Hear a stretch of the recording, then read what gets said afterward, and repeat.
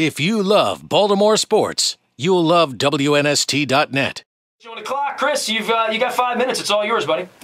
All right, as Nestor says, welcome in. Again, my name is Chris Stoner, and this is 1570 WNST, Towson, Baltimore. Well, a lot of issues we could discuss. We could talk about Friday and how that's April 17th, and that's the first day Weeders could be recalled and not be a free agent until after the 2015 season. We could talk about the upcoming NFL draft and what the Ravens are going to be doing with the 26th pick. Personally, I believe that Maryland's Hayward Bay will be off the board, and while I would like them to consider the wide receivers that will likely be available, such as a Hakeem Nicks, a Percy Harvin, a Kenny Britt, I think the Ravens will be deciding between a defensive end such as Tyson Jackson, a Robert Ayers, a Jerron Gilbert, an Aaron Maben, or maybe a cornerback like Vontae Davis. I guess the possible wild card would be if they select Oklahoma State tight end Brandon Pettigrew, or excuse me, if Brandon Pettigrew is unexpectedly falls and is still available. We could talk about Terp basketball and the multiple issues at play there. Xavier Henry is a star high school guard at signed with Memphis. With John Calipari leaving Memphis to go to Kentucky, Henry is also considering leaving and heading to Kansas. If Henry does wind up being a Jayhawk, does that lead Lance Stevenson to Maryland? It's widely thought that Kansas is Stevenson's preferred option, but ultimately if he wants to be a one-and-done type player and head to the NBA, that could be a lot more difficult if he went to Kansas and had to share the ball with Henry. Of greater importance, what about Gravis Vasquez? Does he return? DraftExpress.com, updated April 7th, has Vasquez as the 23rd pick in the second round. HoopsReport.com, updated April 6th, has Vasquez as the first pick in the second round. If Vasquez is 100% comfortable with leaving, for Europe if not the NBA, I think he would have declared already and hired an agent.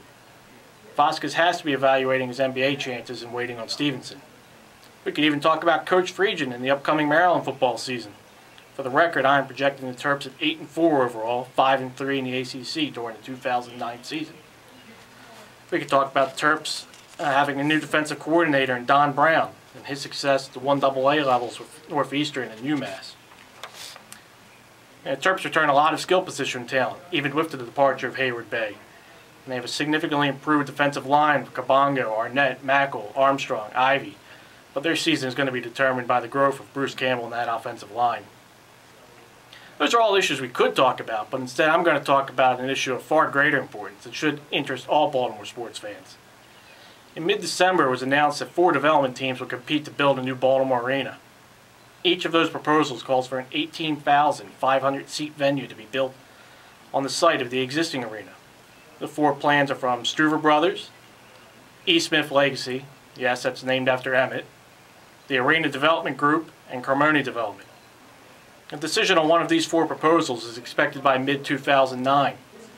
To me, when you consider that Janet Marie Smith is a vice president of planning for Struver Brothers, this is a decision that should have already been made. For those of you that do not know, Ms. Smith has already had a profound effect on Baltimore City.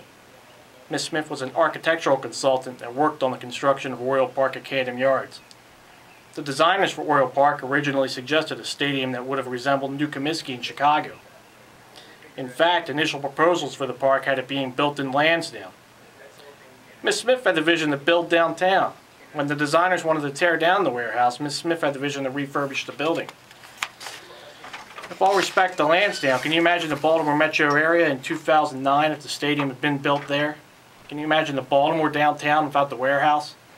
The building of Oriole Park was a major turning point for the city of Baltimore and really stadiums across the country, as they all left the suburbs to come back to their respective cities.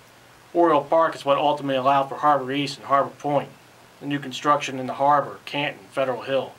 Oriole Park is what allowed for Art McDell to envision moving his Browns from Cleveland in the building of Ravens Stadium. Baltimore owes so much to Ms. Smith, and that should be rewarded.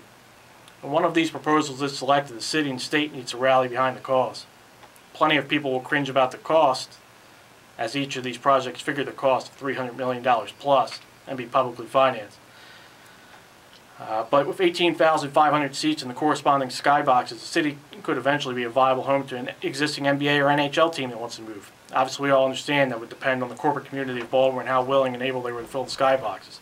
And the arena will be will bring in more regular level, national level concerts. Concerts currently go to D.C. and skip Baltimore. The new arena will allow Baltimore to compete for the NCAA tournament along with the conference tournaments, ACC, Big East, Colonial, MEAC. bring a new, we could compete for arena football and for the Blast, or better home for the Blast. I hope the city rewards Ms. Smith for her previous efforts and we support this endeavor. If you love Baltimore sports, you'll love WNST.net.